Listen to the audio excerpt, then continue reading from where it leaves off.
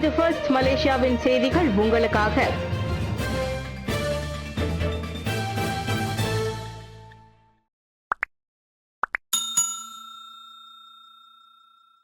Malaya பல்கலைக்கழகம் ஆசியாவின் முன்னணி பல்கலைக்கழகமாக தொடர்ந்து திகழ்கிறது. குவாக்வரெலி சிமான்ஸ் QS உலக பல்கலைக்கழக தரவரிசையில் ஆசியா 2026 மலேசியாவின் மிக உயர்ந்த தரவரிசை பல்கலைக்கழகமாக UM எனப்படும் மலாயா பல்கலைக்கழகம் தனது நிலையை தக்க வைத்துக் கொள்வதோடு இவ்வட்டாரத்தில் 15வது இடத்தை பிடித்துள்ளது. கடந்த ஆண்டு 12வது இடத்திலிருந்து சிறிது சரிவு கண்ட போதிலும் முக்கிய அறிகுறிகளில் UM தொடர்ந்து வலுவாக செயல்பட்டது. கல்வி நற்பெயருக்கு ஆசியாவில் 14வது இடத்தையும், வேலை வாய்ப்புக்காக நற்பெயருக்கு 10வது இடத்தையும், அனைத்துலக ஆராய்ச்சி வலையமைப்பிற்கு 4வது இடத்தையும் மலாக்கா பல்கலைக்கழகம் பிடித்தது. ஆசியாவில் முதல் இடத்தை ஹாங்காங் பல்கலைக்கழகமும், 2வது இடத்தை பீக்கிங் பல்கலைக்கழகமும், 3வது இடத்தை சிங்கப்பூர் தேசிய பல்கலைக்கழகமும், நான்யாங் தொழில்நுட்ப பல்கலைக்கழகமும் பெற்றன. அண்மைய QS தரவரிசையில் 49 மலேசிய பல்கலைக்கழகங்கள் பட்டியலிடப்பட்டுள்ளன. அவற்றில் 30 பல்கலைக்கழகங்கள் முன்னேற்றத்தை காட்டியுள்ளன. 10 பல்கலைக்கழகங்கள் சரிவு கண்டிருந்தாலும் 9 பல்கலைக்கழகங்கள் இந்த பட்டியலில் புதிதாக இடம்பெற்றுள்ளன. அமைச்சுகளின் மீது 87 ஊழல் விசாரணை அறிக்கைகளை திறந்த MACC. முதலிடத்தில் KPTN. மலேசிய ஊழல் தடுப்பு ஆணையமான MACC 2022 முதல் கடந்த செப்டம்பர் 26 வரை பல்வேறு அமைச்சுகள் சம்பந்தப்பட்ட ஊழல் வழக்குகள் தொடர்பான 87 விசாரணை அறிக்கைகளை திறந்துள்ளது. ஆக அதிகமாக உள்நாட்டு வாணிபம் மற்றும் வாழ்க்கை செலவின அமைச்சான KPTN மீது 4 வழக்குகள் பதிவாகியுள்ளதாக பிரதமர் துறை அமைச்சர் டத்தோஸ்ரீ அசலினா ஒத்தமான் சைட் மக்களவையில் தெரிவித்தார். 2வது இடத்தில் உள்துறை அமைச்சு 11 வழக்குகளுடன் பட்டியலிடப்பட்டுள்ளது. கல்வி அமைச்சும் நிதி அமைச்சும் தலா 8 வழக்குகளுடன் உள்ளன. பிரதமர் துறை 7 வழக்குகளை பதிவு செய்துள்ளதாக அவர் சொன்னார். தற்காப்பு அமைச்சு, கிராமப்புற மற்றும் வட்டார மேம்பாட்டு அமைச்சு, சுகாதார அமைச்சு, உயர்கல்வி அமைச்சு ஆகியவை 4 முதல் 6 வழக்குகளை கொண்டுள்ளன. மேலும் சில அமைச்சுகள் 1 முதல் 3 விசாரணை அறிக்கைகள் வரை பதிவு செய்துள்ளன. இந்த எண்ணிக்கை MACCயின் அதிகாரப்பூர்வ தகவல்களிலிருந்து பெறப்பட்டது என்றும் ஊழலை துடைத்தொழிக்கும் அரசாங்கத்தின் உறுதிப்பாட்டை இது காட்டுவதாகவும் அசலினா கூறினார். ட்ரம்பின் எதிரி ஜோரான் மம்தானி புதிய வரலாறு. நியூயார்க்கின் முதல் முஸ்லிம் மேயரானார். யூதர்களின் எதிரியாக அதிபர் டொனால்ட் ட்ரம்பால் சித்தரிக்கப்பட்ட ஜோரான் மம்தானி நியூயார்க் நகரின் முதல் இந்திய அமெரிக்க முஸ்லிம் மேயராக தேர்ந்தெடுக்கப்பட்டு புதிய வரலாறு படைத்துள்ளார். முன்னாள் ஆளுநர் ஆண்ட்ரூ கியூம்ஹான் உள்ளிட்ட வேட்பாளர்களை தோற்கடித்து அவர் பரபரப்பை ஏற்படுத்தினார். பிரபல இந்திய அமெரிக்க பட தயாரிப்பாளர் மீரா நாயரின் புதல்வருமான மம்தானி நியூயார்க்கின் மிக இள வயது மேயராவார். வெறும் 34 வயதில் மலிவு விலை வீடுகள், இலவச பொது போக்குவரத்து மற்றும் உலகளாவிய குழந்தைகள் பராமரிப்பு ஆகியவற்றில் முக்கிய கவனம் செலுத்திய மடானி அவரின் முற்போக்குக்கான கொள்கைகள் நியூயார்க்கின் இளம் மற்றும் புலம்பெயர்ந்த வாக்காளர்களை பிரச்சாரத்தின் போதே உற்சாகப்படுத்தியது. இதனால் அவரின் வெற்றி வாய்ப்பு பிரகாசமாக இருப்பதாக கூறப்பட்டன. என்றாலும் மம்தானியை யூத வெறுப்பாளர் என்றும் அவருக்கு வாக்களிக்கும் எந்த யூதரும் ஒரு முட்டாள் என்றும் தேர்வு நாளில் அதிபர் ட்ரம்ப் கடுமையாக சாடினார். எனினும் அனைவரையும் அரவணைத்து செல்லும் தனது கடப்பாட்டை மறு உறுதிப்படுத்திய மம்தானி இஸ்லாமிய வெறுப்பு தாக்குதல்களை கடுமையாக கண்டித்தார். பிரிட்டனின் பணக்கார குடும்பத்தின் தலைவரான கோபிசாந்த் இந்துஜா 85 வயதில் மறைவு. இந்துஜா குழுமத்தின் தலைவரும் இங்கிலாந்தின் மிகப்பெரிய பணக்கார தொழிலதிபருமான இந்திய பிரிட்டிஷ் கோடீஸ்வரர் கோபிசந்த் பி இந்துஜா உடல்நலக் குறைவால் லண்டன் மருத்துவமனையில் காலமானார். அவருக்கு வயது 85. வணிக வட்டாரங்களில் GB என அன்போடு அழைக்கப்படும் கோபிசந்த் தனது குடும்பத்தின் வர்த்தக நிறுவனத்தை வாகனம், எரிசக்தி, வங்கி, சொத்துடைமை, சுகாதார பராமரிப்பு ஆகியவற்றை உள்ளடக்கிய உலகளாவிய கூட்டு நிறுவனமாக மாற்றுவதற்கு உந்து சக்தியாக இருந்தவர் அவர். அவரது தலைமையின் கீழ் இந்துஜா குழுமம் இவ்வாண்டு சண்டே டைம்ஸ் பணக்காரர் பட்டியலில் 35.3 பில்லியன் யூரோ சொத்துகளுடன் முதலிடத்தை பிடித்தது. இருந்தும் புகழையும் ஊடக வெளிச்சத்தையும் விரும்பாத ஓர் அபூர்வமான பணக்காரர் குடும்பம் இதுவாகும். 1940ஆம் ஆண்டு இப்போதைய இந்தியாவின் சிந்து மாநிலத்தில் பிறந்த ஜிபி 1950களில் குடும்ப வணிகத்தில் இணைந்து அதன் அனைத்துலக விரிவாக்கத்தில் முக்கிய பங்கு வகித்தார். தனது மூத்த சகோதரர் ஸ்ரீசாந்த் இந்துஜாவின் மரணத்தை தொடர்ந்து 2023ஆம் ஆண்டில் குழுமத்தின் தலைவராக கோபிசந்த் பொறுப்பேற்றார். Board கிலான் KL central Tanjong மாலின் வழித்தட KTM சேவை மீண்டும் வழக்க நிலைக்கு திரும்பியது. போர்ட் கிலான் கேஎல் சென்ட்ரல் மற்றும் தஞ்சோங் மாலிம் இடையிலான KTM கம்யூட்டர் ரயில் சேவை இன்று காலை 6 மணி முதல் முழுமையாக மீண்டும் செயல்பட தொடங்கியுள்ளது. நேற்று காலை ஏற்பட்ட மேல்தள மின்கம்பி பிரச்சனையால் சுபாங்ஜயா, பத்துதிகா, ஷாலாம் மற்றும் பாடாங் ஜாவா ஆகிய 6 நிலையங்களில் இந்த சேவை பாதிக்கப்பட்டது.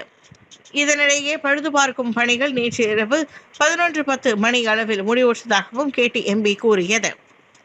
சேவை நிறுத்தத்தால் பாதிக்கப்பட்ட பயணிகள் பல பஸ் சேவைகள் மூலம் உதவி பெற்றனர். பயணிகளின் பொறுமைக்கு நன்றி தெரிவித்ததுடன் சேவையின் தரத்தை மேம்படுத்த அரசாங்கம் மற்றும் சம்பந்தப்பட்ட அமைப்புகள் தொடர்ந்து நடவடிக்கை எடுக்க இருப்பதாக தெரிவித்துள்ளது. ஹேசில் 2025 புத்தாக்கத்துடன் நெறிமுறையை வலுப்படுத்தி நாட்டின் வரி உருமாற்றத்தை முன்னேற்றுகிறது. மலேசிய உள்நாட்டு வருவாய் வாரியமான ஹேசில் தனது 2025 புத்தாக்கம் மற்றும் நெறிமுறை தினத்தை சைபர் ஜெயா மெனாரா ஹேசிலில் சிறப்பாக கொண்டாடியது. நீதி துணை அமைச்சர் லிம் ஹூயிங் தலைமையில் நடைபெற்ற இந்த விழா புத்தாக்கம் மற்றும் நெறிமுறை கூறுகளுடன் நிறுவனத்தை வலுப்படுத்தும் நோக்கத்துடன் நடைபெற்றது. துணை அமைச்சர் தமது உரையில் ஹேசில் அமைப்பு டிஜிட்டல் உருமாற்றத்தில் முன்னோடி என பாராட்டினார். 2026ஆம் ஆண்டில் முழுமையாக அமல்படுத்தப்படவுள்ள இன்வாய்ஸ் மற்றும் தானியங்கி முத்திரை மதிப்பீட்டு முறை ஆகியவை அரசாங்க நிதி நிர்வாக திறனை வலுப்படுத்தும் முயற்சிகளுடன் இணைந்துள்ளதாகவும் அவர் குறிப்பிட்டார். இவ்வேளையில் நிகழ்வின் முக்கிய அம்சமாக தொழில்நுட்பம் மற்றும் தொழில்துறை சேவை துறைகள் உள்ளடக்கிய 10 புதிய தயாரிப்புகளும் அறிமுகப்படுத்தப்பட்டன. இது ஹேசில் அமைப்பு தொடர்ந்து புத்தாக்கம் மற்றும் நெறிமுறை மையப்படுத்திய சிறந்த வரித்துறை நிறுவனமாக வளர்ந்து வருவதை பிரதிபலிக்கிறது. நம்பிக்கையின் தீபாவளி பரிசு வீட்டை புதுப்பித்துக் கொடுத்த கிளான் சென்ட்ரல் ரோட்டரி கிளப். தீபாவளியின் ஒளி ஒவ்வொருவரின் மனதிலும் நம்பிக்கையின் தீப்பொறியை ஏற்றும். இவ்வாண்டு அந்த ஒளி கிளானில் ஒரு சிறிய வீட்டில் மட்டுமல்ல, ஒரு குடும்பத்தின் இதயத்திலும் பிரகாசித்தது. கிளான் சென்ட்ரல் ரோட்டரி கிளப் அதன் லைட்ஸ் ஆஃப் ஹோப் திட்டத்தின் மூலம் அக்டோபர் 18ஆம் தேதி ஒரு மூதாட்டியிடம் முழுமையாக புதுப்பிக்கப்பட்ட வீட்டை ஒப்படைத்தது. தீபாவளிக்கு அந்த வீட்டின் ஒவ்வொரு சுவரும் ஒவ்வொரு விளக்கும் மனித நேயத்தின் ஒளியை பிரதிபலித்தது. 63 வயது அம்மூதாட்டி படுத்த படுக்கையாக உள்ள தனது கணவர் மற்றும் 7 முதல் 12 வயதிற்கு உட்பட்ட 4 பேர குழந்தைகளை கரை சேர்ப்பதற்காக இந்த வயதிலும் பள்ளி துப்புரவு பணியாளராக உழைத்து அவர்களை தாங்கி வருகின்றனர். இன்று அவரது கண்களில் மின்னும் கண்ணீர் வேதனையின் அல்ல, நன்றியின் ஒளி. கிளான் இன்னர்வீல் கிளப் மற்றும் பல வர்த்தக பங்காளிகள் இணைந்து செய்த இந்த மனிதநேய முயற்சி வீட்டை மட்டுமல்ல, அவர்களின் மனதையும் புதுப்பித்தது. புதிய சுவர்கள், சாயம், விளக்குகள், தளவாடங்கள், ஒரு புதிய சாமி மேடை என அனைத்தும் அக்குடும்பத்துக்கு புதிய தொடக்கத்தை அளித்துள்ளன. இது ஒரு வீடு அல்ல, ஒரு நம்பிக்கையின் அடையாளம் என்று கிளப்பின் தலைவர் மகேந்திரன் மாரிமுத்து உருக்கமாக கூறினார். கொலை வழக்காக மாறிய தைவான் பிரபலத்தின் மரணம், போலீசிடம் சரணடைந்த பாடகர் நம்பி. சர்ச்சைக்குரிய பாடகரான நம்பி தைவான் சமூக ஊடக பிரபலமான ஹெஷி ஷியோ யூஷின் கொலை வழக்கின் தொடர்பில் இன்று அதிகாலை போலீசாரிடம் சரணடைந்தார். சமூக ஊடகத்தில் பதிவிட்ட அவர் தான் ஒருபோதும் சட்டத்திலிருந்து தப்பிக்க முயற்சிக்கவில்லை என்றும் உண்மை வெளிச்சத்திற்கு வரும் வரை தான் முழுமையாக போலீசிடம் ஒத்துழைக்கவிருப்பதாகவும் குறிப்பிட்டிருந்தார். தாய்வானின் அந்த பிரபலம் நம்பி உடனான சந்திப்பிற்கு பின் கோலாலம்பூரில் உள்ள தங்கும் விடுதி ஒன்றில் உயிரிழந்த நிலையில் கண்டுபிடிக்கப்பட்டார் என்பது குறிப்பிடத்தக்கது.